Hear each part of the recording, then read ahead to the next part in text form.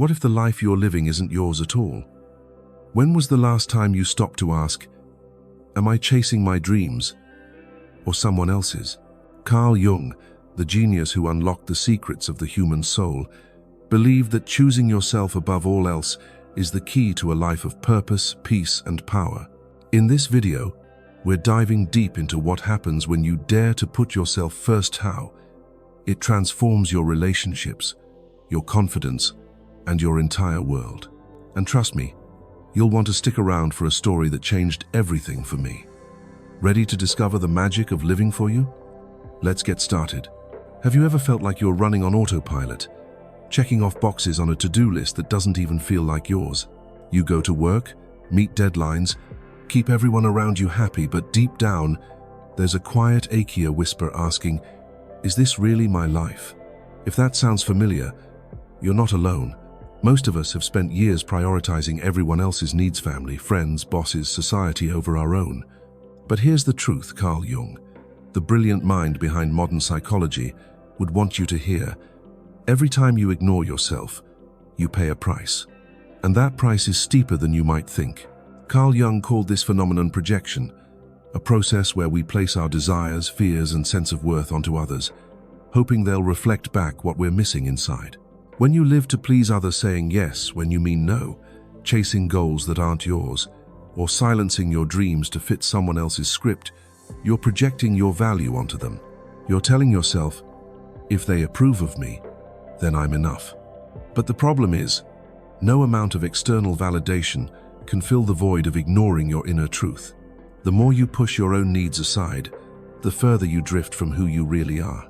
Let's make this real with a story. Meet Maya, a 34-year-old marketing coordinator who seemed to have it a stable job, a supportive family, and a packed social calendar.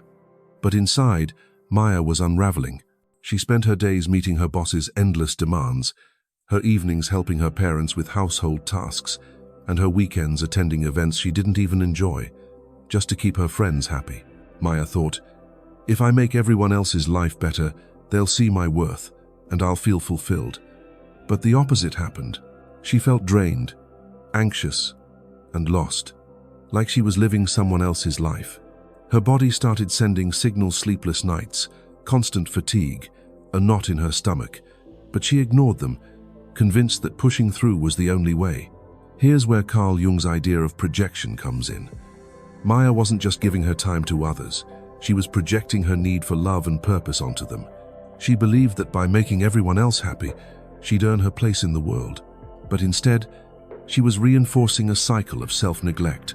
Carl Jung would say Maya was disconnected from her unconscious, that quiet inner voice, trying to guide her toward a life that felt true.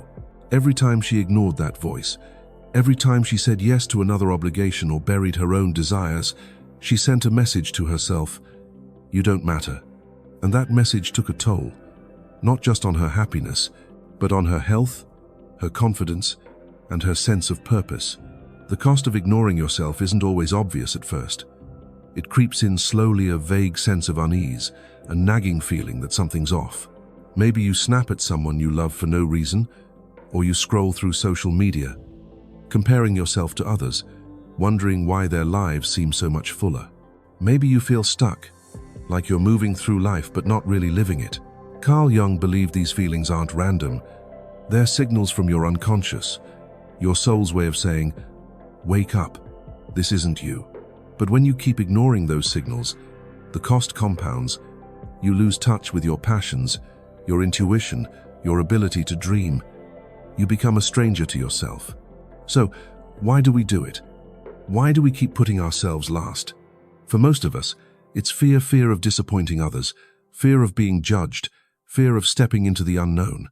Carl Jung understood this deeply.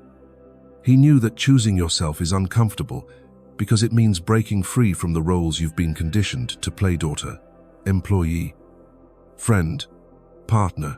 It means risking criticism, rejection, or even loneliness. But here's the flip side. The alternative is far worse. Living a life that's not yours creates chaos not just inside you, but in your relationships, your work, your health. The further you stray from your truth, the more disconnected you feel. And that disconnection is the real price of ignoring yourself. Now, let's talk about what happens when you start to change.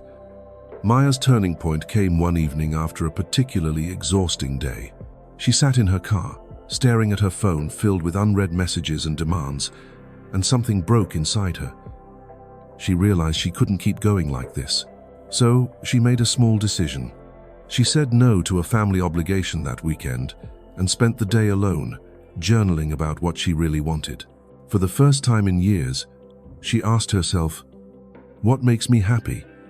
That one act of choosing herself sparked a shift. She started setting boundaries at work, carving out time for hobbies she'd abandoned, and noticing how her energy returned. Maya wasn't just reclaiming her time, she was reclaiming her life. This is the power of stopping the cycle of self-neglect. When you choose yourself, you stop projecting your worth onto others and start finding it within. You begin to see that your needs, your dreams, your truth aren't secondary, they're essential. Carl Jung's concept of projection teaches us that when we stop seeking external approval, we reconnect with our unconscious, that inner compass guiding us toward authenticity. And that reconnection? It's the first step to a life that feels like yours. So, how do you start? Here are 3 practical steps to stop ignoring yourself today. Pause and reflect. Take 10 minutes to journal this question. Which parts of my life feel like they're for someone else? Be honest. Identifying where you're living for others is the first step to change. Notice your signals. Pay attention to your body and emotions. That tightness in your chest, that sudden irritability, those are your unconscious speaking. Write down what triggers them to uncover what needs to shift. Make one small choice. Pick one thing this week that's just for you. Skip an obligation, start a hobby, or simply rest. Every choice for yourself builds the courage to keep going. Ignoring yourself comes at a cost, but choosing yourself opens a door to clarity, to purpose, to a life that feels alive. As Carl Jung would say, your unconscious is always trying to guide you home.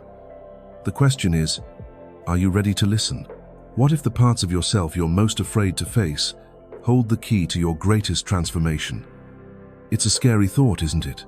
We all have pieces of ourselves we'd rather keep hidden, fears, insecurities, regrets, or desires we've buried deep because they feel too raw, too messy, too wrong. But Carl Jung, the visionary who mapped the human psyche, believed these hidden parts, which he called the shadow, aren't your enemies, they're your teachers. And when you dare to face your shadow, you don't just choose yourself, you unlock a power within that can change your life forever. Carl Jung's concept of the shadow refers to the unconscious parts of your personality, the traits, emotions, or impulses you've pushed down because they don't fit the image you want to project. Maybe it's the anger you swallow to seem nice, the ambition you stifle to avoid seeming selfish, or the vulnerability you hide to stay strong. These shadows aren't bad, they're just human, but when you ignore them, they don't disappear. They grow louder, showing up as self-doubt, resentment, or that nagging feeling that you're not living your truth. Carl Jung taught that facing your shadow is a crucial step in individuation, the journey to becoming your whole, authentic self. It's not easy, but it's where real growth begins. Let's bring this to life with a story. Meet James, a 31-year-old accountant who always played it safe. Growing up, James dreamed of being an artist painting vibrant canvases that told stories of his inner world. But his family dismissed art as impractical, and society told him success meant a stable job, a house, a predictable life. So, James buried his dream, convincing himself it was childish. He got his accounting degree, landed a good job, and checked all the boxes. But inside, he felt empty. He'd snap at his co-workers over small things, feel jealous of friends who pursued creative careers, and drown his restlessness in late-night television binges. James didn't realize it, but his shadow, the artist he'd suppressed, was screaming for attention. One day, after a heated argument with a colleague, James hit a breaking point. He took a walk to clear his head and stumbled into an art gallery. Seeing the bold, colorful paintings, something stirred inside him, mix of longing and pain. Instead of running from it, James decided to face it. He started journaling about his buried dream, Admitting his fear of failure and judgment, he signed up for a weekend painting class, not to become a professional artist, but to honor that part of himself he'd ignored. Slowly, the restlessness faded. James felt lighter, more confident, even at his accounting job. By facing his shadow, he wasn't just painting again, he was reclaiming his ability to dream, to feel alive. This is the power of facing your shadow, and Carl Jung's teachings show us why it matters. When you suppress parts of yourself, you create an inner conflict that spills into your life. That anger you hide might turn into passive-aggressive comments. That ambition you stifle might become envy of others' success. That vulnerability you bury might keep you from forming deep connections. But when you confront your shadow, when you look at those parts with curiosity instead of shame, you start to integrate them. You stop fighting yourself and begin to understand who you really are. And that understanding? It's the foundation of choosing yourself. But let's be honest, facing your shadow is tough. It's uncomfortable to admit you're jealous, afraid, or carrying regrets. It's scary to dig into parts of yourself you've spent years avoiding. Why? Because your shadow holds truths you might not want to see, like the fact that you've stayed in a job you hate out of fear, or let someone disrespect you because you didn't feel worthy. Carl Jung knew this discomfort was part of the process. He believed that growth only happens when you're willing to sit with the unease, to ask, what is this part of me trying to teach me? The answer might surprise you. Your shadow isn't here to hurt you, it's here to help you become whole. So, how do you start facing your shadow without feeling overwhelmed? It's not about diving into your deepest fears all at once, it's about taking small, courageous steps. Here are 3 practical ways to begin today. Name your shadows. Write down 3 things about yourself you try to hide. Maybe a fear, a flaw, or a desire. Be honest. No judgment. Naming them takes away their power and starts the process of integration. Explore your triggers. Notice when you feel angry, jealous, or insecure. Ask, what's underneath this feeling? For example, jealousy of a friend's success might reveal your own unfulfilled dreams. Journaling these moments helps you uncover your shadow. Honor one hidden part. Pick one shadow trait, like a buried passion or suppressed emotion, and give it space. Maybe you sing in the shower, cry without shame, or try something you've always feared failing at. Small acts of acceptance build your inner strength. Facing your shadow isn't about fixing yourself, it's about embracing yourself. It's about realizing that every part of you, even the messy ones, has something to teach. As Carl Jung would say, the shadow is the doorway to your true self. When you step through that door, you're not just choosing yourself, you're claiming a life that's unapologetically yours. So, dare to look at what you've hidden. Let your shadow be your guide, and watch how your world begins to shift. Have you ever had a gut feeling about something, a quiet nudge telling you to go for it, or a subtle warning to walk away but you ignored it, only to regret it later? That inner voice, the one that speaks without words, is your intuition, and Carl Jung, the master of the human psyche, believed it's one of your most powerful guides. Carl Jung saw intuition as a direct line to your unconscious, a compass that points you toward your truest path. When you start listening to it, you're not just choosing yourself, you're unlocking a wisdom that can lead you to a life that feels deeply, authentically yours. Carl Jung described intuition as a way your unconscious communicates truths that your conscious mind might miss. It's that inexplicable knowing, the feeling that a job isn't right for you, even though it looks perfect on paper, or the sudden urge to reconnect with an old friend who turns out to need you. Intuition doesn't shout, it whispers. And in a world filled with noise, endless notifications, societal expectations, the pressure to do it all, it's easy to drown it out. But Carl Jung taught that ignoring your intuition is like ignoring a map to your own soul. It's a key part of individuation, the journey to becoming whole, because it connects you to your inner truth, even when the world tries to pull you in a different direction. Let's make this real with a story. Meet Elena, a 27-year-old graphic designer who seemed to have her life figured out. She had a high-paying job at a prestigious firm, a nice apartment, and a resume that impressed everyone. But deep down, Elena felt restless. Her work left her uninspired, and she daydreamed about traveling the world, creating art inspired by new cultures. Everyone told her to stick with her job. You're so lucky to have this stability. And logically it made sense. But her gut told her something else. Late at night, she'd feel a pull to book a flight, to chase her dream, but she dismissed it as reckless. One day, Elena attended a co-worker's art exhibition, and something shifted. Seeing the passion in her colleagues' work, she felt a pang of envy mixed with longing. Instead of brushing it off, she sat with that feeling. She started journaling, asking herself, "What's my intuition trying to tell me?" The answer came quietly but clearly. Her job wasn't her purpose. Her heart was calling her to explore, to create, to live boldly. Elena took a leap. She saved up, quit her job, and booked a one-way ticket to Southeast Asia.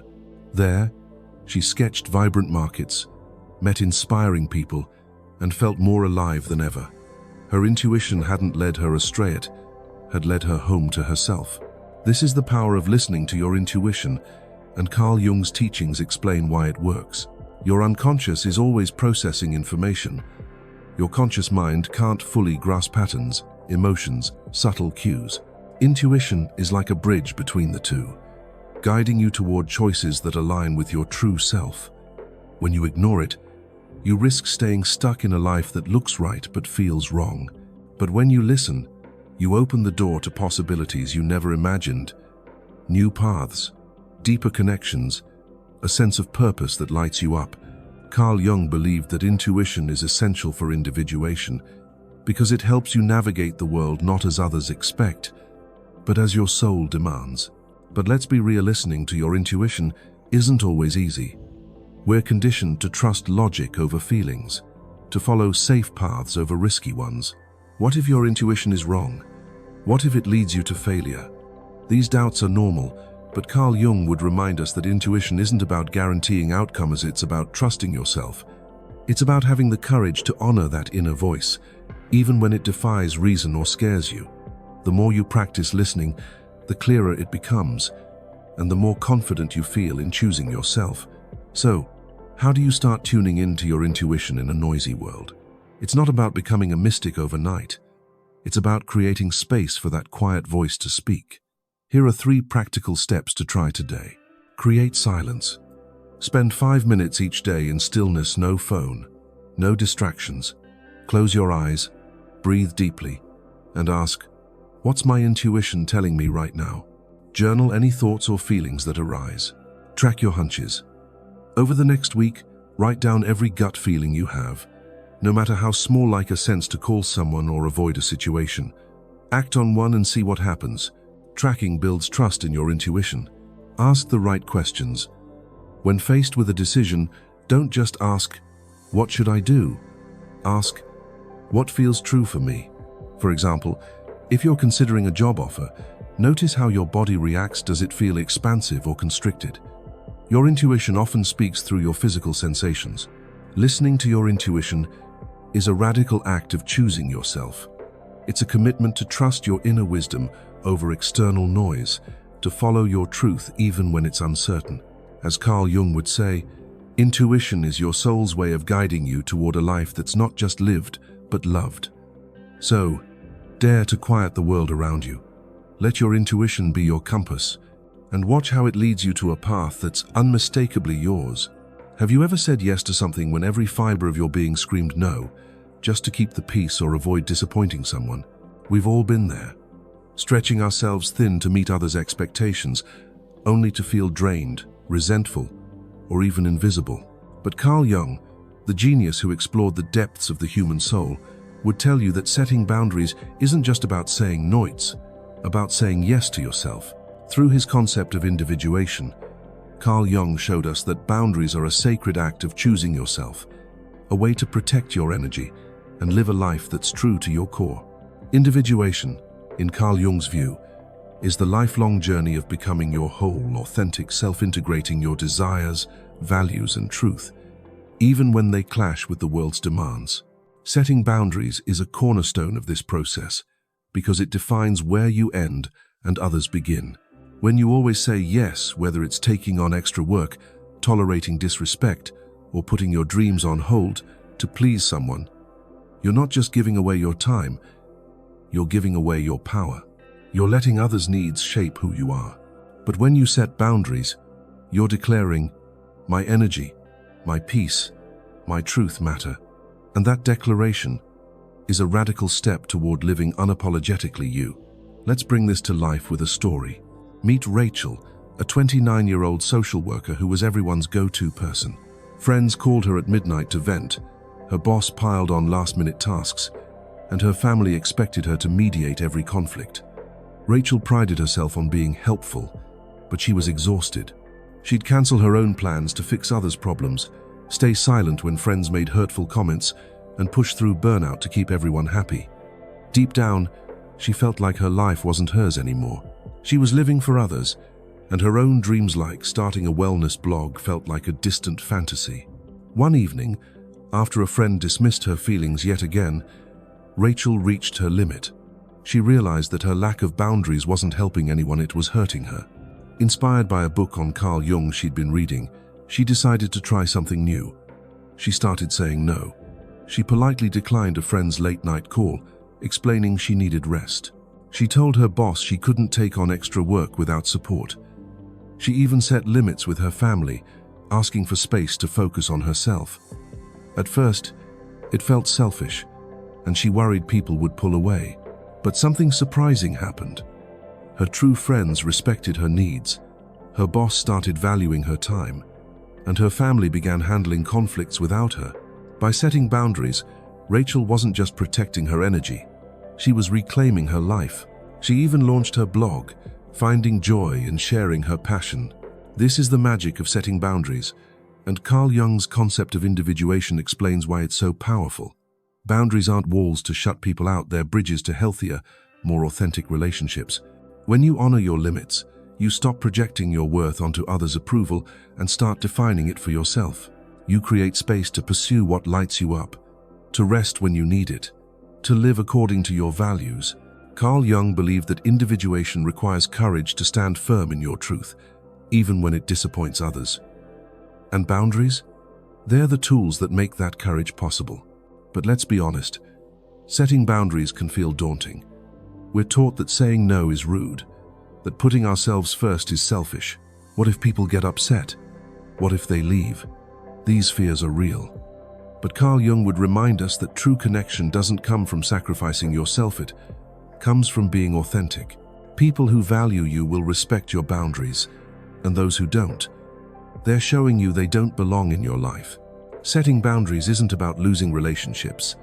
It's about making room for the ones that nourish your soul. So, how do you start setting boundaries without feeling guilty or overwhelmed? It's about small, intentional steps that build your confidence over time. Here are 3 practical ways to begin today. Identify your limits. Reflect on where you feel drained or resentful. Maybe it's constant work demands, a friend's negativity, or family expectations. Write down 1 or 2 situations where you need a boundary, like, I won't answer work emails after 7 p.m. Practice saying no. Start with low-stakes situations. Try saying, I can't make it, but thanks for asking, without explaining yourself. No doesn't need justification, it's a complete sentence. Practicing builds your courage for bigger boundaries. Communicate clearly. When setting a boundary, be firm but kind. For example, I need some time to focus on myself, so I won't be able to help with this right now. Clarity shows respect for yourself and others. Setting boundaries is a profound act of choosing yourself. It's a commitment to protect your energy, honor your truth, and create a life that feels like yours. As Carl Jung would say, individuation is about becoming whole, and every boundary you set is a step toward that wholeness. So, dare to say no to what drains you. Say yes to what lights you up, and watch how your world transforms when you start living for you. Have you ever experienced a moment where everything just clicked, like meeting the right person at the perfect time or stumbling across an opportunity that felt meant for you? These aren't just happy accidents. Carl Jung, the visionary who decoded the mysteries of the human psyche, called these moments synchronicity, meaningful coincidences that seem to align with your inner truth. When you choose yourself, When you start living in harmony with your authentic self, something extraordinary happens. The universe responds. Doors open, the right people appear, and your life begins to flow in ways you never imagined. This is the magic of alignment, and it's what happens when you dare to put yourself first. Carl Jung described synchronicity as the universe's way of reflecting your inner state. When you're out of alignment chasing others' approval, ignoring your intuition, or living a life that doesn't feel like yours, your external world mirrors that chaos. You attract draining relationships, missed opportunities, or a nagging sense that something's off. But when you align with your true self, when you honor your values and trust your inner voice, the world around you shifts. Synchronicity is like a cosmic wink, a sign that you're on the right path. It's not magic, it's the natural result of living from your core, a key part of Carl Jung's concept of individuation, the journey to becoming whole. Let's bring this to life with a story. Meet Liam, a 33-year-old software engineer who felt trapped in a life of shoulds. He had a high-paying job, a nice car, and a packed schedule, but he was miserable. Liam had always wanted to work in sustainable design, creating solutions for environmental problems, but he stayed in tech because it was safe and pleased his parents. He ignored his gut, which told him to pivot, and instead pushed through burnout, thinking success would eventually feel fulfilling. But it didn't. He felt stuck, and his relationships with friends, colleagues, even himself felt shallow and forced. One day, after a particularly draining week, Liam decided to choose himself. He started small, signing up for an online course in sustainable design, not because it was practical, but because it lit him up. He began saying no to social events that drained him and spent more time journaling about his values. A few weeks later, something strange happened. At a coffee shop, he overheard a conversation about a local startup focused on green technology. On a whim, he introduced himself, and that chance encounter led to a job interview. Within months, Liam was working at the startup, surrounded by people who shared his passion. It wasn't luck, it was synchronicity. By aligning with his truth, Liam had opened the door for the universe to meet him halfway. This is the power of synchronicity and alignment, and Carl Jung's teachings show us why it works. When you live inauthentically, you send out a signal of disconnection, attracting people and situations that reflect that inner turmoil. But when you choose yourself, when you act from your values, set boundaries, and trust your intuition, you emit a different energy. You become a magnet for opportunities, relationships, and experiences that resonate with who you are. Carl Jung believed synchronicity happens when your inner world and outer world align, creating a flow that feels effortless. It's not about forcing things to happen, it's about allowing them to unfold. But let's be real. Alignment doesn't mean life becomes perfect overnight. There will be challenges, doubts, and moments when you wonder if you're doing the right thing. Choosing yourself can feel like swimming against the current, especially when others don't understand your new priorities. Carl Jung would remind us that synchronicity isn't about instant gratification, it's about trusting the process. The more you align with your truth, the more you'll notice small signs, random encounters, unexpected opportunities that confirm you're on the right path. These moments are your unconscious and the universe working together, guiding you toward a life that's truly yours. So, how do you invite synchronicity and alignment into your life? It starts with small, intentional steps to live from your core. Here are 3 practical ways to begin today. Clarify your values. Write down 3 things that matter most to you. Maybe creativity, freedom, or connection. Make one small decision this week that honors those values, like saying no to something that doesn't align or pursuing a passion project. Notice the signs. Keep a journal of coincidences over the next week, like meeting someone who shares your interests or stumbling across a resource you need. Reflect on how these moments connect to your choices to choose yourself. Trust the process. When doubt creeps in, remind yourself that alignment takes time. Try a daily affirmation like, "I trust my path is unfolding as it should," to stay grounded in your journey. Synchronicity and alignment are the rewards of choosing yourself.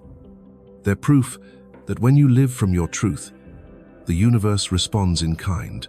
As Carl Jung would say, When you align your inner world with your outer reality, you don't just find your path, you create it.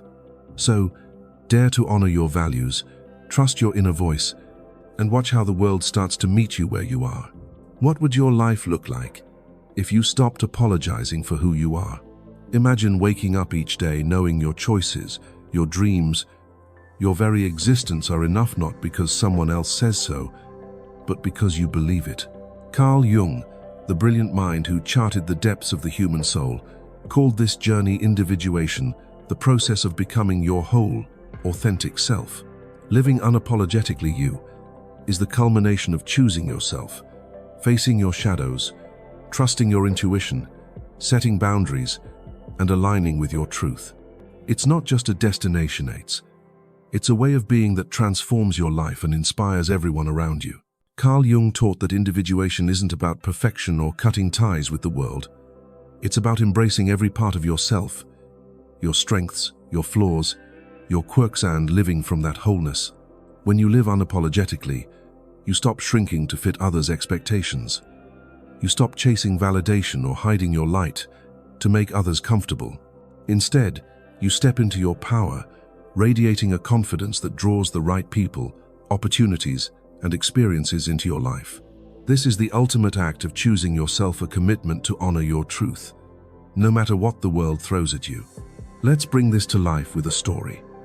Meet Tara, a 36-year-old single mother and schoolteacher who spent years putting everyone else first. Tara was the perfect daughter, always visiting her parents, the perfect mom, sacrificing sleep to help with homework, and the perfect teacher, staying late to support her students. But her own dreams, like writing a children's book, were buried under a pile of shoulds. She felt guilty even thinking about herself, convinced that prioritizing her needs would let others down. Inside, she was crumbling, battling anxiety and a sense that her life was slipping away. One day, Tara attended a workshop on Carl Jung's ideas and heard a phrase that struck her: "You can't give what you don't possess." She realized she was pouring from an empty cup, and it wasn't serving anyone. Tara decided to choose herself, starting small. She carved out 1 hour each week to write, even if it meant saying no to extra school duties.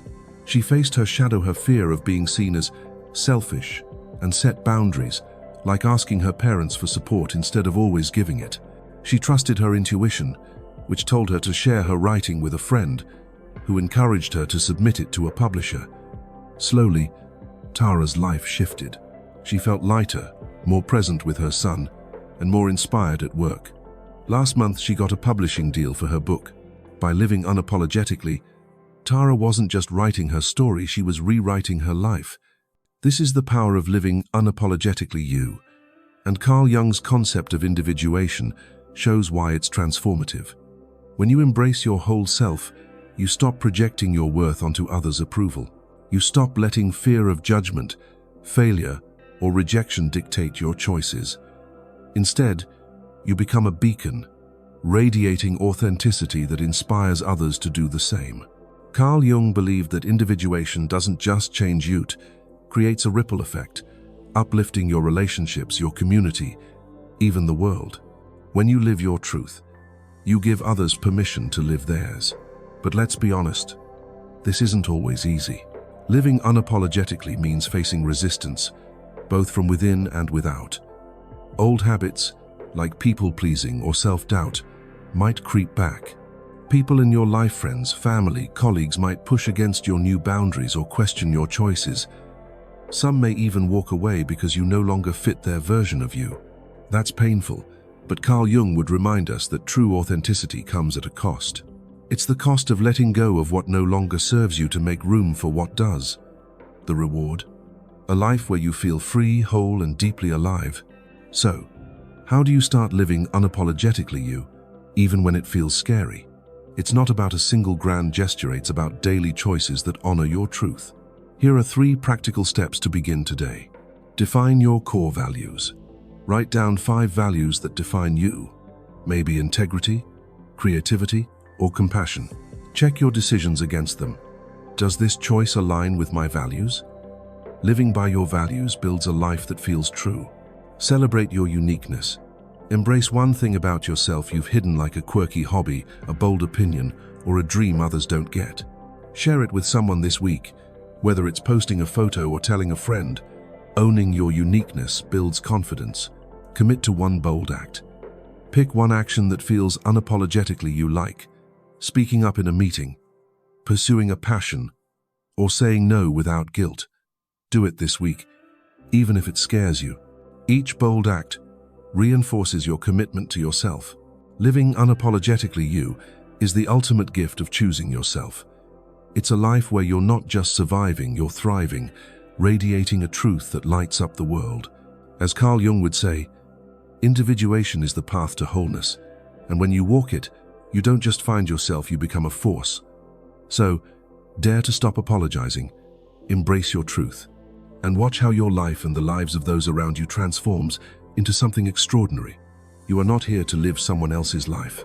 By choosing yourself, facing your shadows, trusting your intuition, setting boundaries, and aligning with your truth, you're not just transforming your world, you're rewriting your entire story.